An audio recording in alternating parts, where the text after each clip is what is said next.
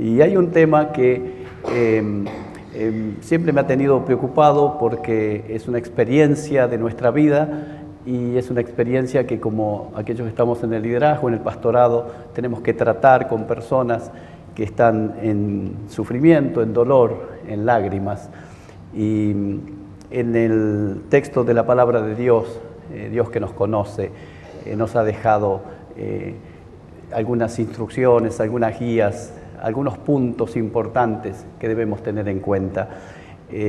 Allí en Hebreos 5:7 aparece un texto tan precioso que nos ayuda a darnos cuenta de la identificación que Jesús tuvo con nuestro dolor. Dice el texto: y Cristo en los días de su carne, es decir, en los días de su humanidad, en los días en que nos visitó desde lo alto la aurora, como dice Zacarías, y Cristo en los días de su carne, ofreciendo ruegos y súplicas con gran clamor y lágrimas al que le podía librar de la muerte, fue oído a causa de su temor reverente. Dice el texto que el Señor oró con gran clamor y lágrimas. Nosotros lloramos muchas veces, y a veces lloramos en privado y a veces lloramos en público, pero es importante que tomemos un poco de conciencia acerca del significado de las lágrimas. Nosotros tenemos 5 nietos y vamos a tener 2 más, les avisamos, ¿sí? Todos varones. Y 2 de nuestros nietos con sus padres viven arriba de nuestra casa, así que los escuchamos llorar, ¿sí? Y como abuelos, los que son abuelos aquí sabrán, llora el nieto y uno se muere por subir a ver y ayudar, pero no tiene que hacerlo, así que usa de su racionalidad y se queda quieto, tranquilo, ¿sí?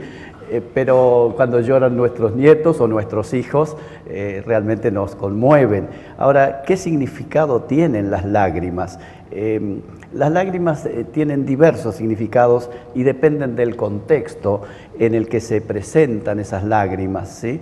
En ocasiones las lágrimas son expresión de emoción, ¿sí? Lloramos de emoción, ¿sí? De emociones positivas o de emociones negativas. Las lágrimas son catarsis de lo que sentimos también.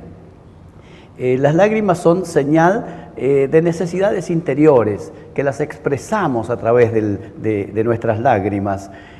Las lágrimas pueden ser también empatía por el dolor ajeno, ¿sí? Cuando otro sufre, nosotros también nos conmueve, ¿verdad? Y las lágrimas pueden ser respuestas físicas también a un estado interior. Así que todos derramamos lágrimas, ¿sí? Quizás recuerdan la expresión del poeta español que decía: una lágrima al nacer, una lágrima al morir, cuán breve es el vivir, ¿sí?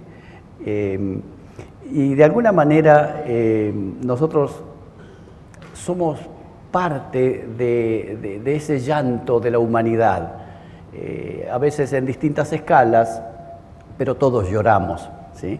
Claro que las frases populares que hemos escuchado, y especialmente los que son de mi generación, no les voy a decir de cuál sería, ¿no es cierto? Pero ¿se acuerdan de la frase: los hombres no lloran? ¿Quién la escuchó en primera persona? ¿Quién la vivió eso? ¿Qué le dijeron cuando lloraba? Los hombres no lloran, a la flauta, ¿sí? Era una actitud muy machista, ¿sí? Y uno se mordía por dentro, pero no lloraba. Ahora, después pasó el tiempo y apareció la frase: los hombres también lloran, ¿sí? Y ahí ya, bueno, uno se siente un poco más cómodo, no tan raro, ¿sí? Ahora, otra frase que me parece interesante es que nunca debes dejar que las lágrimas te impidan ver las estrellas, porque a veces el tanto llorar no permite ver la claridad. Y las lágrimas de alguna manera son respuesta del corazón cuando las palabras fallan, ¿sí? Alguien dijo que una lágrima en la tierra es una sonrisa en el cielo. Bien poético, ¿verdad? Ahora, la realidad de las lágrimas es de todos, porque es la experiencia humana, ¿sí? Y nosotros lloramos por una u otras razones. Permítanme señalarles 3 de estas razones por las que derramamos lágrimas. A veces derramamos lágrimas provocadas por los demás, ¿sí?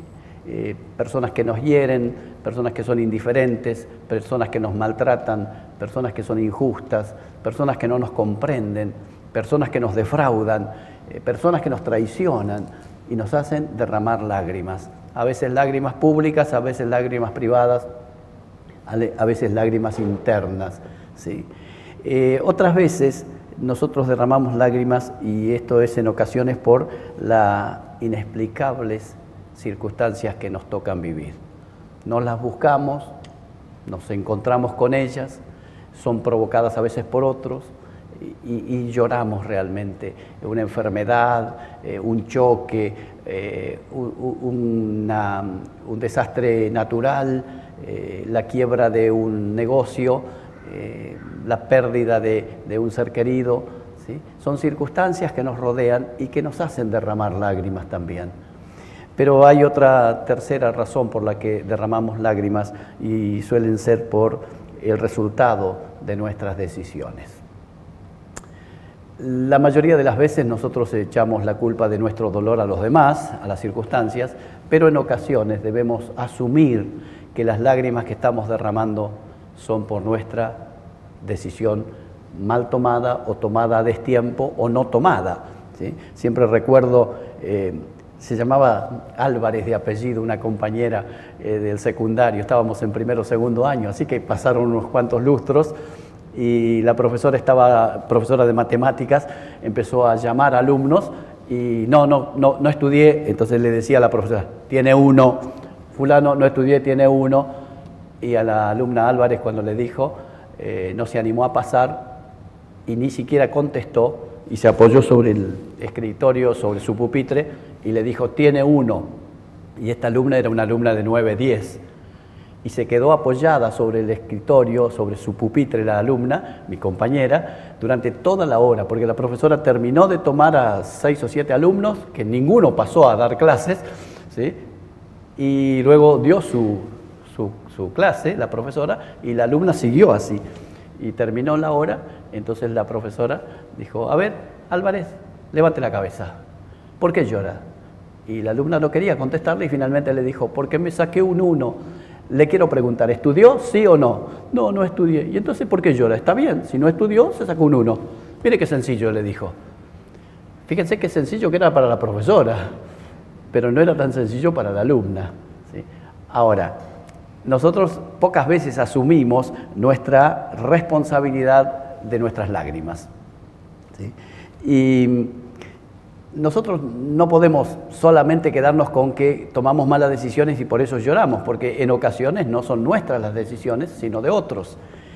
Ahora, cuando nosotros vamos al Nuevo Testamento y vemos la vida de nuestro Maestro, de nuestro Señor, hay registro en el Nuevo Testamento, por lo menos 3 registros muy puntuales, aunque posiblemente haya llorado en otras ocasiones. En 3 ocasiones Jesús derrama lágrimas.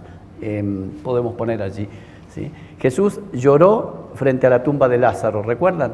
El texto tan cortito que nos enseñaban en la escuela dominical cuando éramos niños. Jesús lloró, ¿sí? Y Él llora frente a la consecuencia del pecado, ¿sí? Porque la muerte, la paga del pecado es muerte eterna en realidad, pero también la muerte física fue una consecuencia del pecado.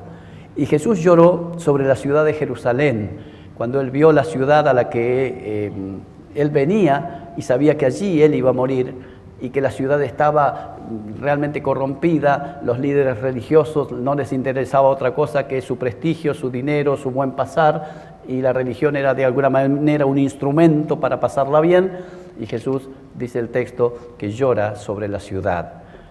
Ahora, en tercer momento en que Jesús llora fue cuando llora ante su propia cruz, allí en el Getsemaní. Y yo quiero invitarles a abrir sus Biblias en el libro de Mateo, capítulo 26, una porción aquí, para ver cómo Jesús enfrentó su dolor, cómo enfrentó sus lágrimas, cómo enfrentó un momento crítico de su vida. Dice el texto, Mateo 26, 37, y tomando a Pedro y a los 2 hijos de Zebedeo, comenzó a entristecerse y a angustiarse en gran manera.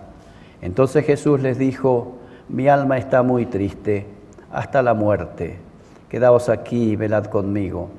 Yendo un poco adelante, se postró sobre su rostro orando y diciendo: Padre mío, si es posible, pase de mí esta copa, pero no se haga como yo quiero, sino como tú. Vino luego a sus discípulos y los halló durmiendo, y dijo a Pedro: Así que no habéis podido velar conmigo una hora. Velad y orad, para que no entréis en tentación. El espíritu a la verdad está dispuesto, pero la carne es débil.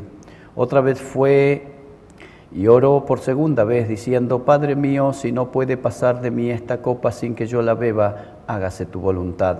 Vino otra vez y los halló durmiendo, porque los ojos de ellos estaban cargados de sueño. Y dejándolos, se fue de nuevo y oró por tercera vez, diciendo las mismas palabras. Entonces vino a sus discípulos y les dijo: Dormid ya y descansad. He aquí ha llegado la hora, y el Hijo del Hombre es entregado en mano de pecadores. Levantaos, vamos, ved, se acerca el que me entrega. Este relato es muy profundo y el libro de los Hebreos hace referencia a este momento histórico de Jesús en el texto que leímos en Hebreos 5, que dice: Y Cristo en los días de su carne, ofreciendo ruegos y súplicas con gran clamor y lágrimas al que le podía librar de la muerte, fue oído a causa de su temor reverente. Tenemos que pensar entonces en este momento en Jesús, que está allí en el huerto de Getsemaní, y Él enfrenta el dolor, Él enfrenta la angustia, Él enfrenta la contradicción. ¿Y cómo lo hace?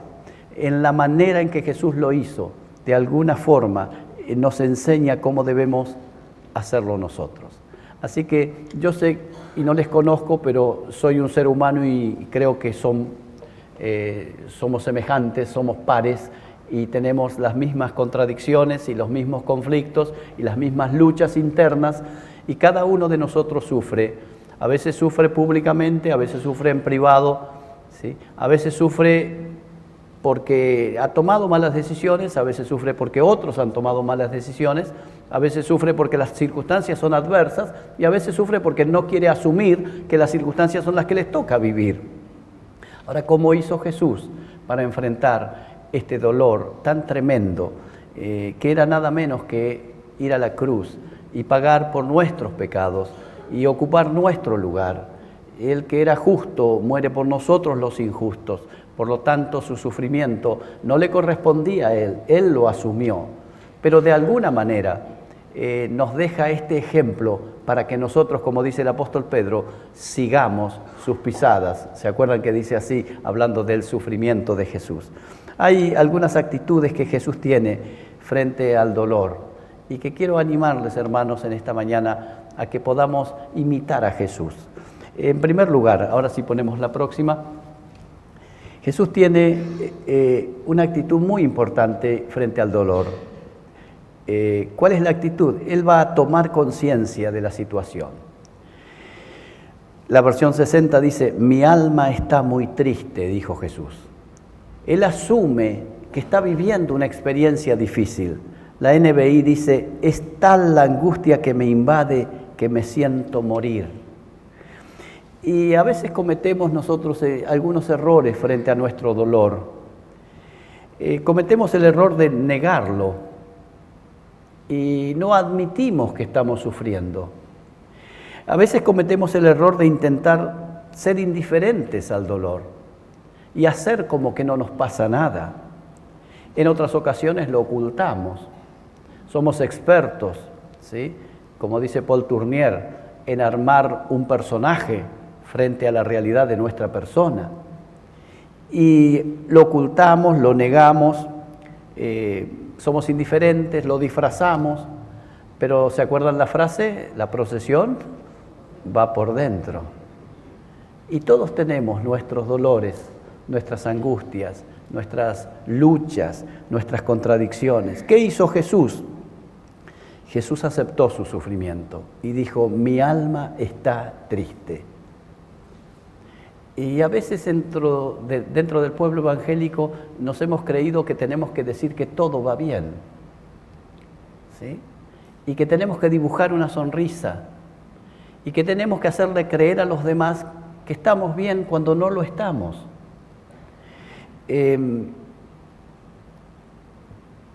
Siempre me acuerdo de Naamán, el sirio. ¿Se acuerdan el comandante del libro de los Reyes y la historia de Eliseo y Naamán? Pueden leerla allí en el libro de los Reyes, capítulo 5, creo que está, o 6. Él era un general, él era un hombre exitoso y por fuera se veía su uniforme. Y siempre digo yo, y lo escribí en uno de los libros, por fuera todo bien. El texto dice, y Naamán, general del ejército, valeroso, y da una serie de descripciones el escritor y dice, pero leproso. Por fuera todo bien, por dentro todo mal. Y nosotros tenemos que darnos cuenta que cuando no estamos bien por dentro, primero Dios lo sabe, nosotros también, y a los demás también les pasa. Y Jesús aceptó su sufrimiento. Y Jesús lo puso en palabras. Sí, yo estoy mal, estoy triste. Y el texto es muy fuerte porque dice, mi alma está muy triste hasta la muerte. Es decir, siento una profunda angustia. En la NBI que les leí dice, es tal la angustia que me invade que me siento morir. Y posiblemente hayas tenido situaciones en donde has llegado al extremo, en donde pareces que te sientes morir. ¿Sí? Cada uno de nosotros ha tenido experiencias de salud, experiencias familiares, experiencias económicas, experiencias de estudio, experiencias de amistades, experiencias de relaciones, en donde se ha sentido realmente mal. Y Jesús no lo oculta, lo dice. Así que en primer lugar, toma de conciencia, es lo que Jesús hizo. Pero en segundo lugar, Él busca compañía. Se llevó a Pedro y a los hijos de Zebedeo y comenzó a sentirse triste y angustiado delante de ellos. Nosotros solemos tomar algunos atajos y nos quedamos solos a veces. Y nunca debiéramos quedarnos solos, porque la sentencia del Génesis, que es una sentencia creacional, que aunque tiene que ver con el matrimonio, no es excluyente, dice, dijo Dios, no es bueno que el hombre, el antropos, esté solo.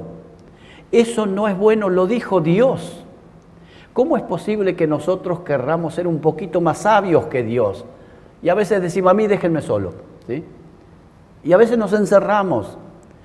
Y Jesús, que era el Hijo de Dios, Él busca compañía. Nunca debiéramos quedarnos solos. Dios puso la comunión de la iglesia. Y la iglesia no es el templo, no es la reunión, la iglesia son las personas. Así que debiéramos acudir a nuestros hermanos. Por supuesto que no podemos acudir a todos, ni tampoco tenemos que ser todos amigos, pero somos hermanos. ¿Sí? Somos hermanos. Me encanta la frase de este criador de ovejas allí, Jacob, no haya conflicto entre nosotros, porque somos hermanos. Y ese que no haya conflicto también es que podamos llevarnos las cargas, como dice el apóstol Pablo, los unos a los otros. Dios nos regaló, además de la iglesia, nos regaló amigos, ¿sí? Por supuesto, algunos tienen 1 millón de amigos. Yo no tengo 1 millón de amigos, pero tengo algunos. Y qué bueno que es que podamos abrir nuestro corazón y decirle, yo no estoy bien. ¿Por qué tengo que hacer creer que soy pluscuamperfecto? ¿Sí? Que no me pasan cosas. Yo viví esa experiencia de sentirme que no podía fallar, que no podía mostrar debilidad cuando estaba en el pastorado estoy en el pastorado hace unos cuantos años, pero cuando comencé mis primeros años, y un día alguien me dijo, ¿por qué te mostrás como si no te llegara nada a vos? ¿Cómo? Le digo yo. Sí, parece que tenés una caparazón y ninguna circunstancia te hacen sentir ni mal, ni triste. Y a mí me fastidió que me lo dijeran, de verdad. Después de muchos años vengo a confesarlo, miren dónde, ¿sí? Me fastidió bastante, pero me quedé pensando. Y dije, ¿por qué no tengo que mostrar que soy un hombre común y corriente? Y cuando uno ve la vida de Jesús, Él busca compañía, necesita compañía. Alguien dijo que llorar en soledad es amargura, pero llorar en compañía es consuelo. Y nosotros debemos estar preparados para compartir nuestro dolor, pero también tenemos que estar preparados para saber que hay momentos en que fallan los que podrían ayudarnos y el consuelo se disipa. Nosotros tenemos que saber que en algunas cosas en la vida vamos a estar solos para decidir. Y por más que quisiéramos tener a nuestros amigos y a nuestros hermanos, hay decisiones en la vida que las tendremos que tomar en soledad delante de Dios. Pero eso no anula que frente al dolor, a la angustia, a la pérdida, nosotros busquemos como Jesús lo buscó. Buscó a Jacobo, a Santiago y a Juan. Y cuando uno mira la vida de estos hombres, ¿sí? Uno lo traicionó, ¿se acuerdan? Los otros se peleaban porque querían estar uno a la derecha, otro a la izquierda, ¿sí? Eran personas comunes y Jesús las buscó. Así que no esperemos buscar a personas perfectas, porque no las vamos a encontrar. Pero tenemos que, en medio de nuestro dolor, de nuestra situación conflictiva, encontrarnos con otros, encontrarnos con nuestros hermanos. En tercer lugar, dice el texto de Hebreos que Cristo en los días de su carne ofreció ruegos y súplicas con gran clamor y lágrimas. Derramar lágrimas. Esto de los hombres no lloran, ya no va más, ¿sí? Los hombres también lloran, está bueno, ¿sí? Nos justifica a nosotros, nos pone un poco más en línea, pero ¿por qué no llorar cuando necesitamos llorar? ¿Sí? Porque llorar es parte de nuestra humanidad. Llorar, derramar lágrimas, nos permite de alguna manera también entender a los que nos encontraremos luego que lloran.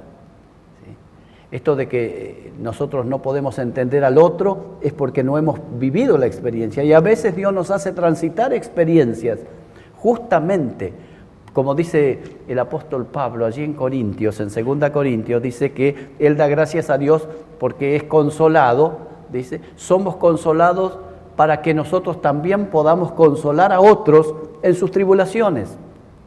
Así que nuestras lágrimas nos sirven para transitar el tiempo difícil ahora, pero también nos sirven como experiencia para entender y acompañar a aquellos que están llorando.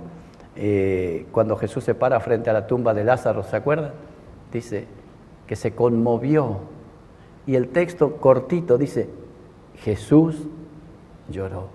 Y a mí me conmueve eso, ver al Hijo de Dios, aquel perfecto, santo, inocente, apartado de los pecadores, más sublime que los mismos cielos, y está derramando lágrimas.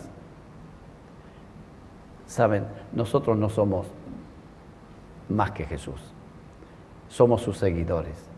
Así que frente al dolor vamos a tomar conciencia, frente al dolor vamos a buscar compañía, frente al dolor vamos a derramar lágrimas, pero frente al dolor además vamos a orar, porque dice el texto, yendo un poco más allá, se postró sobre su rostro y oró. ¿Qué es orar? Si no es abrir el corazón. Nosotros solemos contarle nuestros problemas a veces a muchas personas y a veces lo comentamos con unos y con otros, pero no vamos a la presencia de Dios como Jesús lo hizo y derramó su alma delante de la presencia de Dios. Creo que les conté hace algunos años atrás, ya se deben haber olvidado, pero yo visité, siendo pastor en la iglesia de Brea Pozo, en Santiago del Estero, estaba trabajando con un matrimonio, con un discipulado, matrimonio un poco campesino eran ellos, y yo fui a visitarles como cada semana, iba una vez por semana, y fui a enseñarles la palabra y a orar con ellos. Y doña Juana me dijo, no está el Raúl hoy. Ah, no está don Raúl, le digo, bueno, entonces vengo en otro día. No está aquí, pero está acá en el campo, aquí a 200 metros está su campo. Y ahí está él, me dijo. ¿Quiere ir a verlo? Sí, por supuesto. Así que fui caminando y llegué y estaba don Raúl arando el campo con el arado de mancera. El arado de mancera es un arado que se tira por caballos, ¿sí? Y la persona va sosteniendo el arado y el caballo haciendo la fuerza. Entonces estaba don Raúl Rodríguez, sí, haciendo su trabajo y yo lo esperé que fuera hasta el final del lineo y volviera, y me quedé ahí esperándolo en la punta, y él volvió, y cuando volvió lo saludo, y me dijo, ¿qué tal anda, don Pedro? Bien, bien, le digo, vine a visitarlo, vine a hacer el estudio, pero... No, hoy no voy a hacer el estudio, me dice. Bueno, no hay problema, don Raúl, le digo, vine a saludarlo nada más y a ver cómo estaba. Y mal, don Pedro, estoy mal, muy mal. Bueno, y empecé yo de a poco a conversar con él, y entonces él dejó el arado y nos pusimos a caminar, a conversar ahí sobre el campo arado, y entonces me empezó a contar sus problemas, y eran bastantes sus problemas. Y yo lo escuché, y luego le dije, ¿y usted se lo dijo a Dios esto? ¿Se lo dijo al Señor?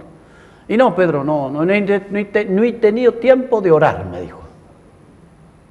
Y le digo, ¿y qué tal si se lo dice ahora? ¿Le parece? Me dice. Sí, le digo. ¿Y aquí? Sí, aquí. Dígaselo a Dios, esto mismo que me dijo a mí. Bueno, me dice, bueno, se lo voy a decir. Se sacó la gorra, y ahí parados los dos en el campo arado, don Raúl Rodríguez dijo, Dios, con los ojos abiertos, y yo también, te voy a explicar bien mi situación para que me la comprendas. Y así empezó su oración. Y comenzó a decirle a Dios, de la misma manera que me lo había dicho a mí. Eso es derramar el alma delante de Dios.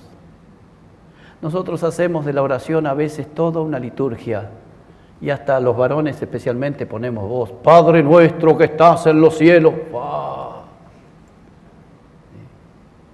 ¿Por qué no le decimos al Señor, Señor, mi alma está muy triste? Señor, no aguanto más. Me siento fracasado, me siento dolido. Dice David, Señor, tú has conocido mi sentarme y mi de levantarme. Todos mis caminos te son conocidos. Antes que yo pronuncie la palabra, tú ya la sabes. Detrás y delante me rodeaste y sobre mí pusiste tu mano. Y don Raúl Rodríguez oró de esa manera y a mí me conmovió. Y yo quisiera orar como don Raúl Rodríguez para dialogar con Dios, porque el oído del Señor está atento al clamor de sus hijos. El Señor no espera que le hagamos un rezo bien armado, con palabras bien sofisticadas y bien preparadas. Esa frase me quedó grabada hace ya casi 35 años. Señor, te voy a explicar bien para que entiendas mi situación. Y decirle a Dios lo que hay dentro de nuestro corazón. Dice el apóstol Pablo, no se angustien por nada, más bien oren, pídanle a Dios en toda ocasión y denle gracias. Presentarnos delante de Dios y exponer nuestra causa, solo eso ya nos dará paz, porque nuestras cosas están puestas en alguien que sabe qué hacer con ellas y podemos estar tranquilos. Me acordé de algo que también les conté hace un tiempo, pero se deben haber olvidado. Viajábamos con mi mamá, que ahora tiene 92, 93 años, está por cumplir. Ella era más joven, pero tendría unos 75. Y la traíamos de Río Negro hasta Córdoba en el auto con mis 3 hijos y ella,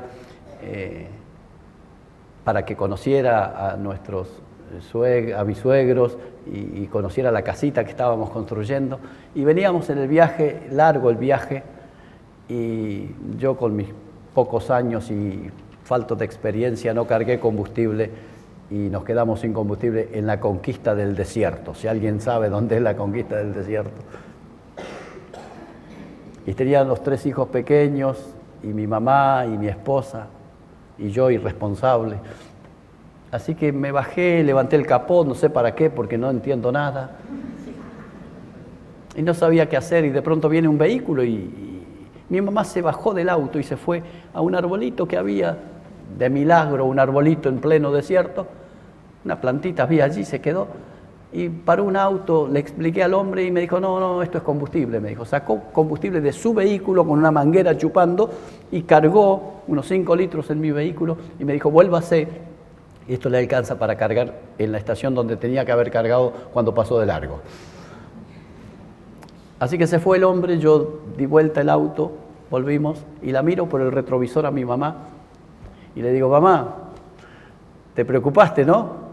No, hijo, me dice. ¿Cómo que no? No, ya había orado. Así que no hay preocupación. Mi mamá no se dio cuenta de la gran lección que me dio. Cuando uno ora, le entrega a Dios la causa. El problema nuestro es que oramos y seguimos preocupados, ¿o no? Porque en realidad no le hemos entregado a Dios la causa. Lo que hemos hecho es le hemos informado. Y no es lo mismo informarle a Dios que entregarle a Dios. Mi mamá, una mujer de poco estudio, pero con un corazón fiel al Señor, que conocía a su Dios. Ya había orado, hijo, no hacía falta que me preocupe. Por eso dice el apóstol Pablo, por nada estéis afanosos o preocupados, sino sean conocidas tus peticiones delante de Dios en toda oración y ruego, con acción de gracias. Y la consecuencia, y la paz de Dios, que sobrepasa todo entendimiento, guardará sus corazones y sus pensamientos en Cristo Jesús. La respuesta a nuestra oración no es la respuesta necesariamente que esperamos. La respuesta es que la paz de Dios va a inundar nuestro corazón. Y cuando hay paz en nuestro corazón, se resuelva el problema o no se resuelva, podemos vivir tranquilos y seguros.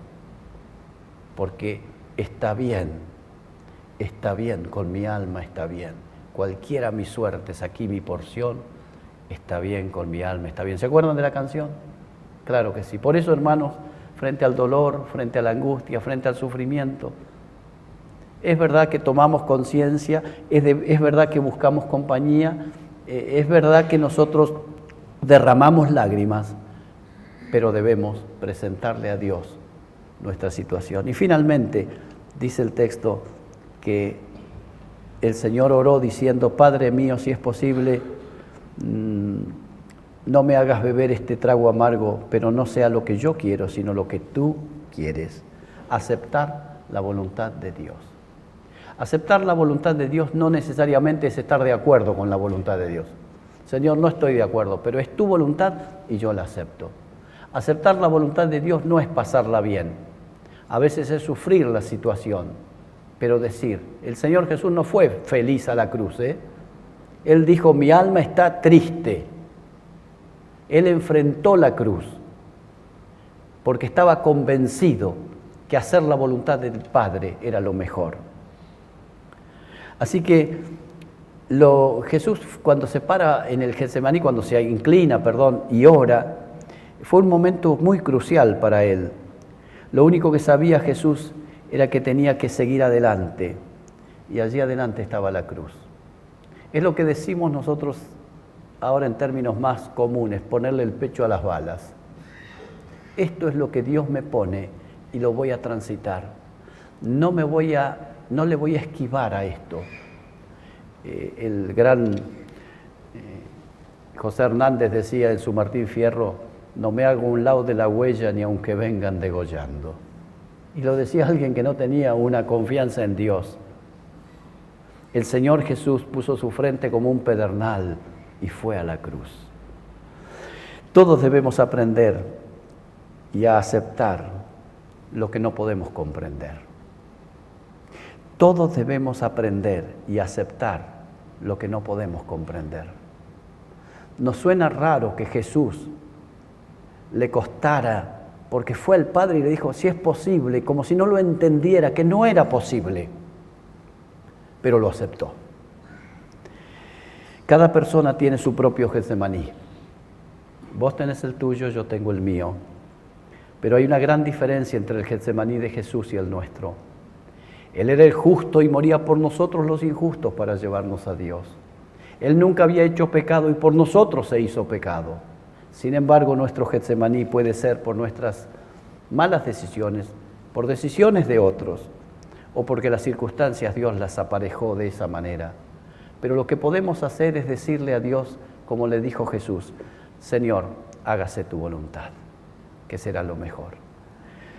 Quisiera cerrar esto recordándoles que siempre debemos tener presente 3 asuntos.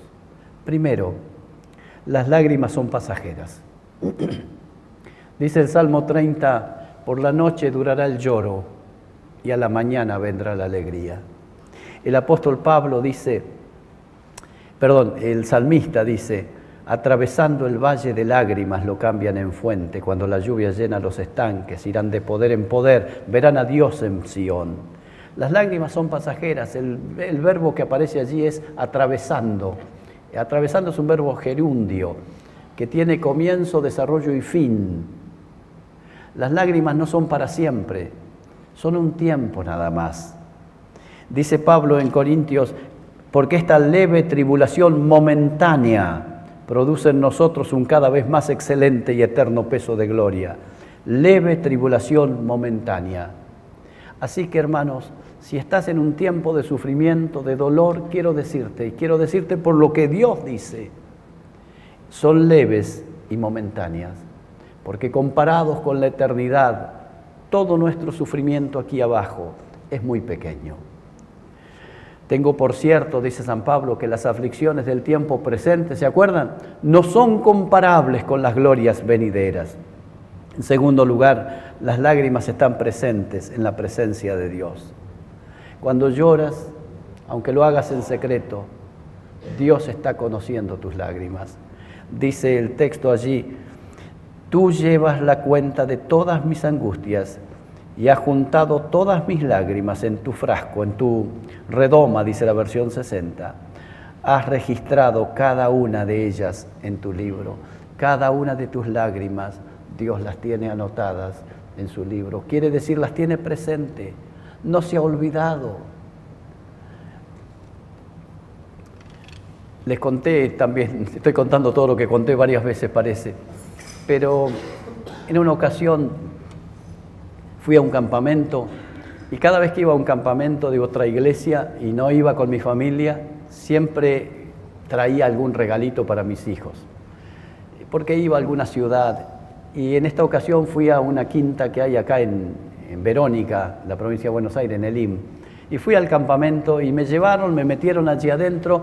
Tuve los 5 días de campamento, después me sacaron, me pusieron en un auto y me llevaron hasta mi casa. Entonces llegué a casa y mis hijos esperaban el regalo. Y a los 2 mayores les expliqué, pero a mi hija menor le expliqué y no me entendió. Y me dijo, no, vos tenías que haberme traído algo igual. Y yo le explicaba que no había nada allí, que era campo, que era un lugar de campamento nada más. Y entonces ella se puso a llorar. Y yo le digo, escúchame, ¿qué querías que te trajera? ¿Pero qué? ¿No había ni un kiosquito siquiera? Me dice. Y sí, había un kiosco, le digo. ¿Pero qué te iba a traer? ¿Un chocolate? Sí, un chocolate, aunque sea. Bueno, hija, le digo, yo voy ahora acá al kiosco de la vuelta y te compro un chocolate. No, no quiero, me dice. Le digo, ¿por qué? No, yo quería que el chocolate sea de allá. ¿Pero qué diferencia hay? Y miren lo que me dijo. Tenía 12 años. Es que si me traías un chocolate de allá, hubiera sabido que pensaste en mí.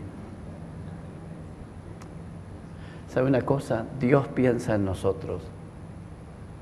Y Él sabe de nuestras lágrimas. Y Él las conoce. Pero finalmente las lágrimas un día serán secadas por el Señor. Dice el libro de Apocalipsis, el Señor enjugará, dice, enjugará Dios toda lágrima de los ojos de ellos, y ya no habrá muerte, ni habrá más llanto, ni dolor, porque las primeras cosas pasaron.